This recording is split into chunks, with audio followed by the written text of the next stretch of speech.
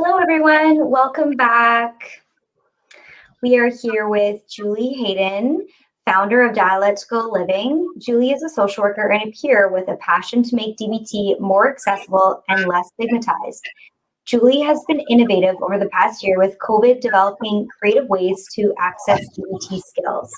Hi, Julie. Welcome. Hi. All right. Well, let's get started.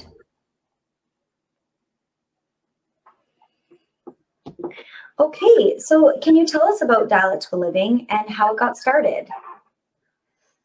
Okay, so Dialectical Living has been about 10 years in the making. I can't believe it's been that long at this point. It got started many years ago when someone had started a meetup group, and the meetup group was called Toronto Borderliners. And for whatever reason, they weren't able to continue, so I took it on, and we did social groups. We now had bowling nights, we had movies, lunches, this kind of thing. And it became very clear to me that everyone needed skills. Everyone's talking about how there wasn't the services, lack of services, can't find anywhere DBT without long wait lists. So I started this organization called Dialectical Living. And also, too, I wanted to do a bit of a shout out for Elizabeth Bogod. Recently, just spending some time, talking with her mother. And of course, Elizabeth Bogod helped Bailey start this society. And I'm just so pleased that I got to meet her 10 years ago. And she actually was a part of helping me to start Dialectical Living. She was super inspiring. And she's one of the reasons that we kept going and really made it happen. So thank you so much to Elizabeth. So the program that we have is peer-based. In addition to having healthcare professionals working at Dialectical Living, everyone has lived experience. And we find that the lived experience is so super helpful. A lot of our clients find it super refreshing. They come and the facilitators are very relatable. They find that the program is very down to earth, and the facilitators have examples that really make sense to them. So one thing that's really important to us is that a program that's super accessible. We found that there's a lot of programs that are hard to get into, so we are not geographically inaccessible. I've been asked actually from Dubai, from Budapest, from Spain, from Ireland, all of these places, people now looking for DBT and not finding it in their countries, in their cities. And it's just amazing. We had someone from Australia last week in our group. So I'm just so pleased now that we're in an online world that there's just so many, more services that people can access. So it's very important to us also to be financially accessible. So we've built a program that we try our best to keep costs down. We actually offer subsidies each time we run the program at half cost. Our programs are all now online. We did have in-person format. We've been working on our online since 2014. So we have a well-established online version of our program, and we really believe that learning DBT should be fun. So we've, engaging content. We use videos, worksheets, reflections, games, quizzes, home practice team. So we really changed it up, and it's really important to us to have a really engaging program, even in the online environment. We also offer lots of different ways for people to get skills on every budget. So in addition to our core program, which is 24 weeks, can be taken in 2 chunks of 12 weeks. We also are now offering DBT for couples, which we're finding super helpful because in the pandemic, we know that divorce rates are up and that there's a lot of things going on and even some abuse. And so we've been working with couples now. We just ran our first DBT group for couples and found it highly successful. So I'm very excited to run more groups for couples learning DBT together. We also offer courses in our School of DBT, so on-demand courses, learn at your own pace. And we have a DBT Foundations course there where you can learn all the DBT skills. And if someone is really not able to afford the full course, they can get exposure and learn skills there. And we use a lot of the content that we use in our live course there. So that's pretty much Dialectical Living. I'm so pleased I'm here, and I have an extreme passion for helping people who have EPD. It's really been my life's work. In my previous life, I was a project manager in IT, and my calling was really here. And so I'm just so pleased that I've been able to be here and to be able to help people. And I'm so proud of all the staff that work for Dialectical Living. We started with a passionate couple of 2, and now we've grown to 12 people. And I am just so very proud of all the staff at Dialectical Living. And one of the things I really love is that not only are we helping the client, we're also helping the staff. So everyone gets support, and we make it fun and try and have a good time when we're teaching DBT. Really great team that I work with. So that's Dialectical Living. Thank you. Appreciate you sharing that. I understand in addition to having professional designations as a social worker, staff at Dialectical Living also have lived experience. What is the added value of peer-led DBT? So a few things I mentioned is, having facilitators that are very relatable. Oftentimes we've seen people come to our program who may have taken a program previously at another organization and found that, it really touched home when they took our program, where they felt like, the facilitators were, models, sort of, if they can do it, I can do it kind of thing. And so we find we get a lot of great feedback from clients around being open about our lived experience. So I think that's certainly one of the benefits. Another benefit is really having a strength-based approach to DBT. So we really talk a lot about the positive qualities, and we really put that a lot into our program. So we don't have a belief where sort of BPD is an illness that needs fixing. We really look at it like something that has such strengths. And I know we talked a little earlier. I've been listening to everyone passionately, else excited. So many great things have been said. So the positive qualities, we really try and bring that out and make sure that people, leave the program feeling, beautiful, special, unique, and really gifted. So I'd love to, just for a moment, I know you've asked this question, and I think it's so super important. And I love teaching this in the first night of our group, just all the positive qualities of people who have BPD. So I know some of them have been mentioned, empathic, resourceful, creative, charismatic. People tend to be drawn to them. They also very good risk analyze. For those of us who have more sensitive emotions, really good at having, we call it high threat perception. However, I like to call it great risk analyzers. So in other words, being able to imagine all the possibilities in a given moment of things that could happen, looking at all of the possibilities actually helps us to be safer. It helps to keep people who are with us safe. Valerie Poore says in her book, she talks about who would you want with you on a desert island, someone with BPD or someone not. And she talked about how the sensitivities, emotional sensitivities also are physical sensitivities. So someone with BPD could, hear the danger coming, smell the bad food, all of these things. So I thought that was a really great analogy around, some of the amazing qualities. So there's also highly self-aware, intense passion, exciting and alive, ability to sense emotion in others. And I know that it was mentioned, Dr. Wagner mentioned about how there's been a study about how, putting faces up on a screen and people with BPD being able to readily recognize emotions in others.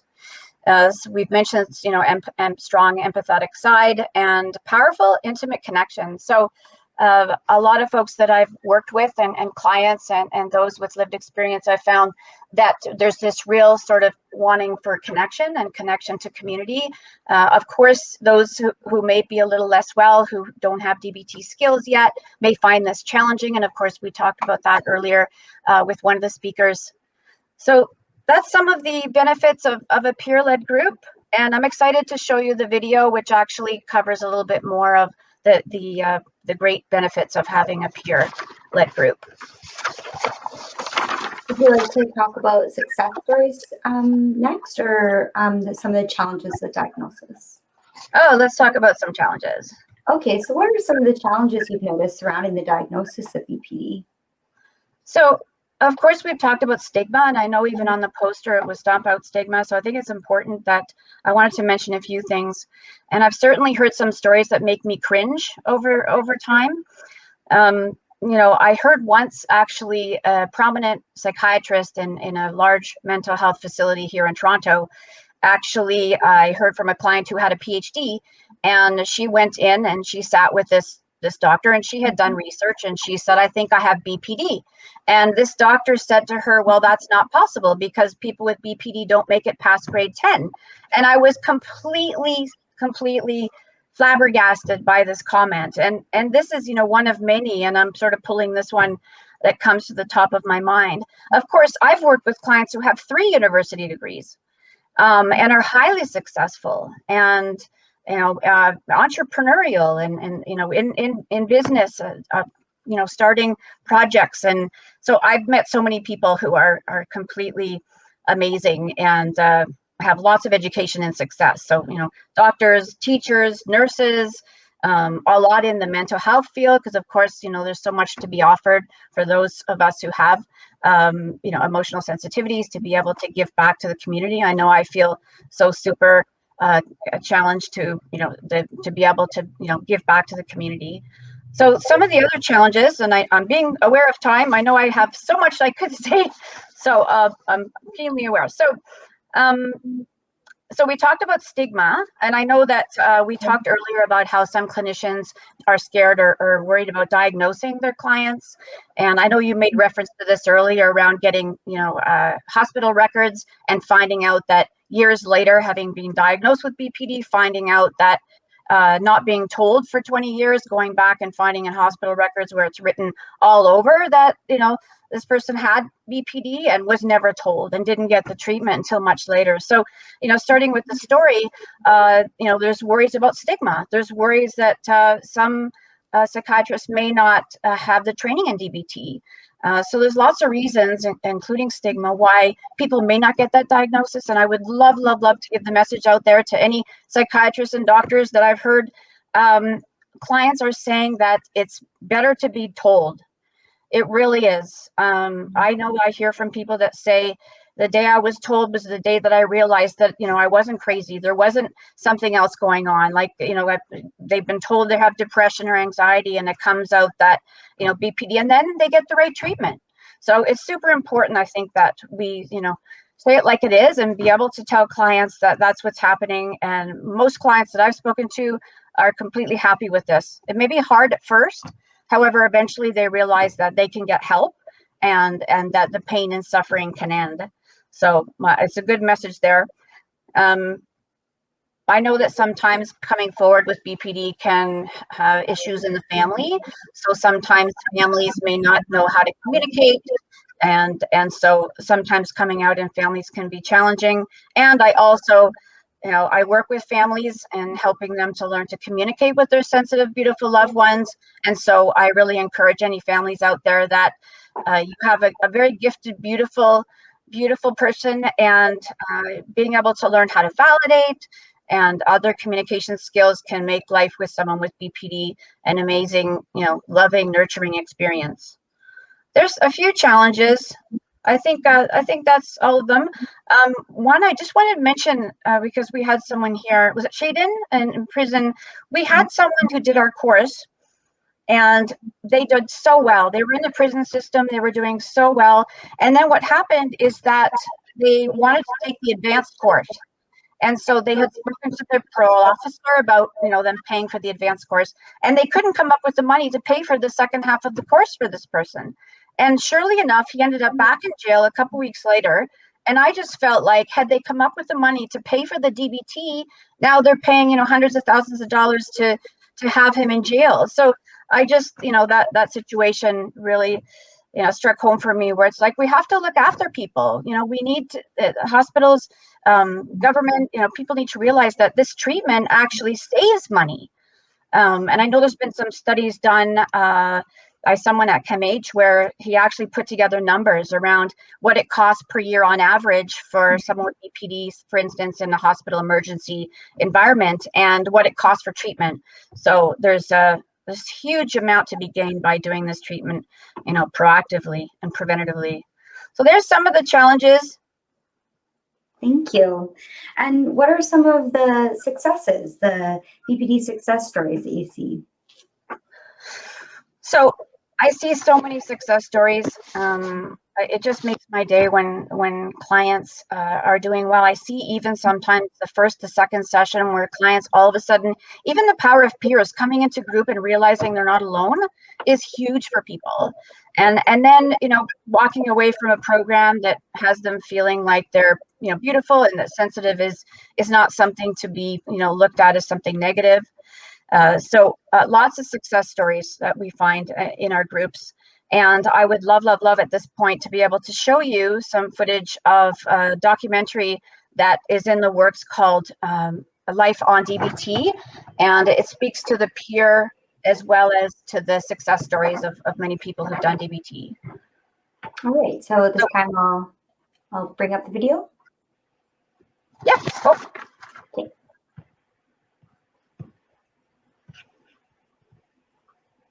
Okay, let me know if it I will let you know right away. Adjusting or anything like that. Okay, at first it's going to look odd, but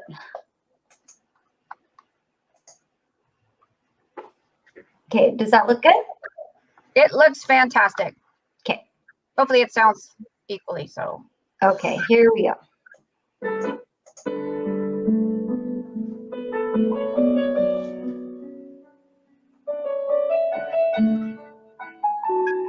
I didn't cope with things the same way. I was more sensitive. I didn't self-soothe the way others did. I would get exceptionally upset about things, and I wouldn't calm down the way most people would. Going to sleep at night was hard. I had the most terrible nightmares. Waking up was hard because I had multiple panic attacks in a day. It's like a roller coaster, a lot of ups, downs, but it's weird because like on the good times, it's like a euphoric, and the bad times, it's like someone just like ripped everything out of me, and I'm just like this void, empty shell.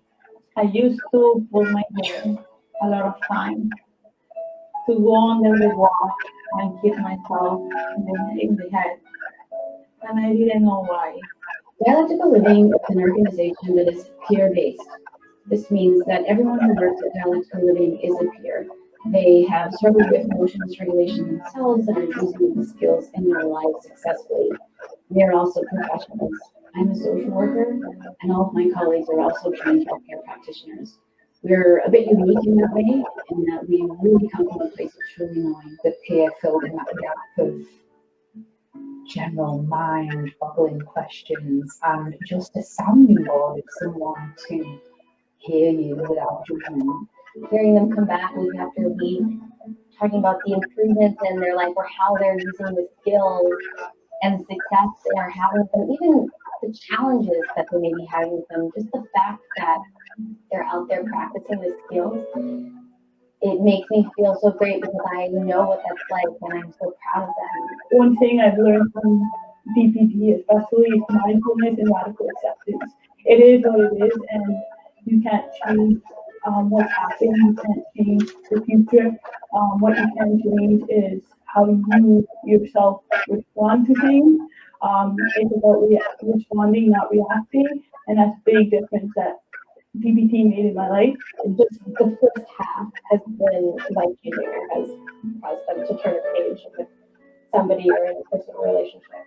You need a flotation device of some kind to help you. To me, that's what DBT skills are. Thank you for putting words to what I'm feeling. Thank you for giving me an explanation that can help me to navigate my life a little bit better. It was just a rush of thank you. Everybody there has an understanding of what's going on. You don't have to come in and explain yourself. It's already understood.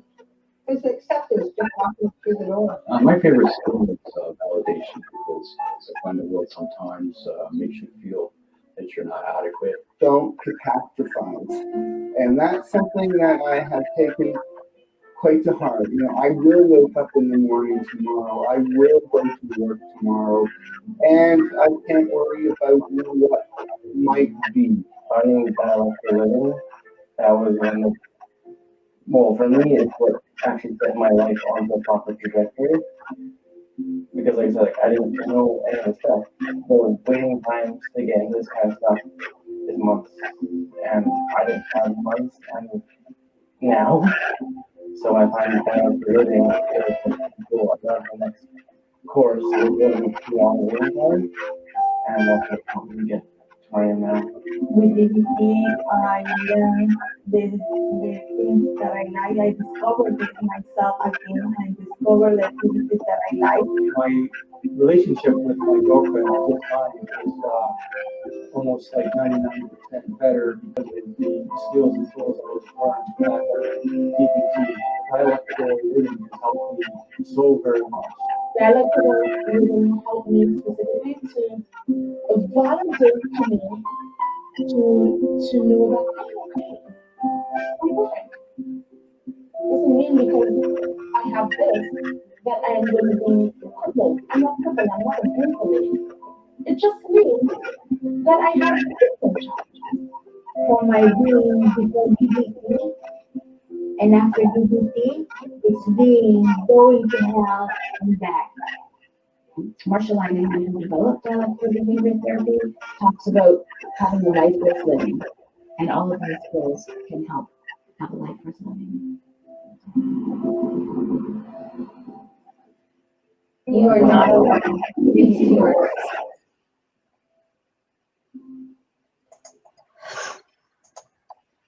Thank you so much. I'm so proud of all of those people who came forward. So many people came forward to want to be a part of this documentary. It's still in the works, and I'm so hoping to get it into the Rendezvous with Madness Film Festival, if not for this year, for next year, with all the footage that I'm going to put together. And I'm just so pleased that people came forward to want to do this with me. So I know you'd asked me, Bailey, to make sure that I talked about a DBT skill or skills. So I thought I'd make sure, well, we have some time to be able to do that. So we actually have a free group right now on Fridays, which is called Coping with COVID using DBT skills. And it's free to anyone who's done a program that's 12 weeks or longer within the last 2 years and is familiar with the skills. And so it is available to everyone, and it is free. And some of the things that we talk about in this group is, and when I think of COVID, the first skill I think of is radical acceptance, right? It's like, it is what it is. And if we were to fight the reality of the world we live in right now, that COVID would be a lot more painful. So radical acceptance is a skill that comes up first when I'm thinking about our plight at the moment. And then other skills we can use for COVID are the please skills. And I know a lot of people are really struggling with this, right? The please skills in DBT are, physical health, eating, sleeping, mind altering substances, these things, to be able to make sure we're doing the things that we need to do. So exercise is also part of the please skills. This is the emotion regulation set of skills in DBT. And then of course, distress tolerance skills can be super helpful. TIP, we know that is temperature, intense exercise, paced breathing, and progressive relaxation, can be super helpful when things get really hard. So when there's lots of stress and lots of anxiety. And then of course, opposite action. So, maybe we don't feel like exercising, maybe we don't feel like eating healthy, and then really using opposite action as a skill to try and do the opposite of what our mind and body is telling us to do. I know it's all too easy to be watching Netflix. I know I'm guilty of that a lot these days. And so really trying to do the opposite. So there's some skills for COVID. I know that all of us are dealing with a lot, and the DBT skills are good for everything. And hopefully people are pulling them out of the toolbox to be able to use right now. Great. And I understand that you're also working on some other exciting projects. You mentioned your documentary, coloring, a DBT coloring book, and some other things that you wanted to mention. Can you tell us a bit of these? Yes, these are my passion projects. They say one of the things in the gifted people with BPD is like this incredible passion to just, go all out and do things. And so I've got lots of side projects that I'm really pleased about. So we actually have a mini skills booklet, which helps you to remember all the acronyms. So this is one book that we have that is super helpful. And then I'm very excited about this. We have been working on this DBT coloring book called Color Me Skillful for probably 3 years now. And I think it will be available literally in the next couple of weeks on Amazon. So we're really very excited about this. It actually was written, designed, the whole thing by people with BPD. So it was every picture, every illustration.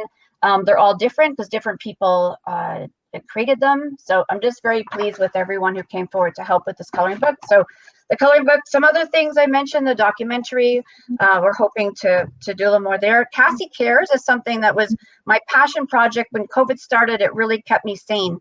So I have a dog named Cassie, And Cassie Cares, CASSEY, has a YouTube channel, and she's actually teaching DBT skills. So using one of those talking dog apps. So she's teaching DBT skills. She just finished teaching the improved set of skills. So again, it's a free, fun, creative way of learning and getting some exposure to skills, which has been highly helpful and fun for younger folks as well. So in upcoming workshops, we're starting to do workshops. We have an addiction in difficult times workshop coming up in June. And then the on-demand school of DBT, which I mentioned earlier. So coming out with online courses so that people can get some exposure and do DBT on their own time if they're not able to get into a course on a given night. So that's lots of things on the go. I'm very pleased. DBT awareness day coming up too on the 26th, is it? Oh, thank you for reminding me. So we are doing also a BPD Awareness Month. We know that May is BPD Awareness Month, and BC took it that much further. How great is that to actually get a day? So we haven't gone that far. It's a month, and so on the 23rd of May, it's a Sunday. We'll be doing a BPD awareness event as well. Thank you so much for reminding me to mention that, Bailey. Yeah, and we have a question from Sherry. How do we get a hold of that DBT book? Because I have a hard time remembering it. I think that you had mentioned about maybe there being an option for PDF for the coloring book also. Yes, definitely. I'm actually going to also be giving away lots of these to agencies and organizations. I've heard that, for instance, a place called Stella's Place here in Toronto, where they want to have them in their. What's this? I'm just thinking, we would really like to see it in the hospital system here because people need something to do when they're sitting in those chairs. Yes, for sure. And I would love to send some out there. So absolutely, I will definitely give me an address. I will send a bunch of them out there when it's available. Have a copy of a PDF on our website or something. Yes, certainly we will be creating a PDF. That would be fantastic. And we actually have coloring nights. So we have like nights where we actually send out images that people choose from the coloring book, and then we all get together and color. It's a free event, and we talk at the same time, and it's been quite popular. I think that Sherry asked about this book. Yeah. This book is currently available on Amazon, and you'll find it very easily by putting in DBT flippy cards. It actually used to be a flippy deck, so it kind of got that name, but it is now a book. So this one is available on Amazon. DBT flippy cards will get you there. It's still available as an option as flippy cards. I know that some people like it in that option. Yes, we tried and tried, but we couldn't seem to get it out there at inexpensive, like too inexpensive for people to want to buy. So it had to go into a book, unfortunately, but we still call it flippy. Very usable. I know that there's like so many different skills and they can be really difficult to keep track of all of them in one place. So I think that's a really valuable tool. And of course, all the acronyms, they're maybe a little bit hard to remember. So we need reminders. Absolutely. Yeah. So I think that's all for the interview portion, unless there's anything else you want to add, and then we can open it up to some questions if there is any. Sure. Yeah. Okay. So if anybody has any questions for Julie, we can open it up to the floor.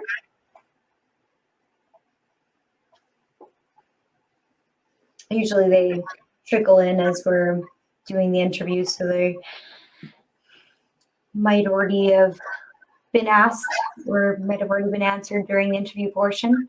It was a lot of valuable information that you offered there, Julie. And I could have a few last words as well. If there aren't any questions, that's completely fine. And of course, okay, go ahead. I was just going to say, I really appreciate that you offer so many accessible services that are really well needed in the community for people living with BPD. And I really appreciate the component that you add of peer support, because we obviously see the value in that, being a peer-driven organization ourselves. So I just wanted to commend you on that. And you wanted to add something? Oh, we have one more question. Will the links to the coloring, etc., be located on the website here? I think that was when I mentioned about the PDF for the coloring book. If we can maybe have that as an option on our resources section on the website. Sure, I'd also love it. I'd be very honored if you were to put Dialectical Living on your resource list, and then people would be able to go. There's lots of information on the site. And of course, now that we're online, it's like the world is our oyster. I actually have clients in BC. And so I'm very pleased to be able to be serving your community. And one client actually couldn't find any DBT for months and months and months. So he was very happy to find us. Yeah, definitely. Yeah, so Sherry, it will sounds like it will be an option under the resources section. We just launched our new website, bpdbc.ca, so we're still slowly adding resources onto there. And it sounds like Relissa, I hope I'm saying that right, bought the flipping card book, and thanks you, and is wondering when the BPD day is again, the 26th, was it? Oh, let's do 23rd. It's this Sunday, Oh, no, okay. May 23rd. Alyssa, you were right, I was wrong. May 23rd. You Yes. can find more information on your website or Instagram. Yes. Right? Yeah, on Instagram, Facebook, we'll put it everywhere on the website. Absolutely. Okay, great. And I just want to make sure that I get the chance to say one last thing.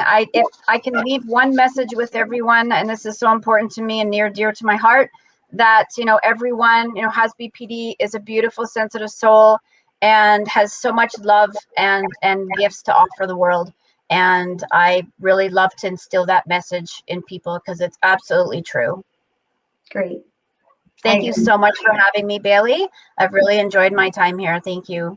Thanks, Julie. I really appreciate your story and for sharing with us today. Okay. Thanks, Bailey.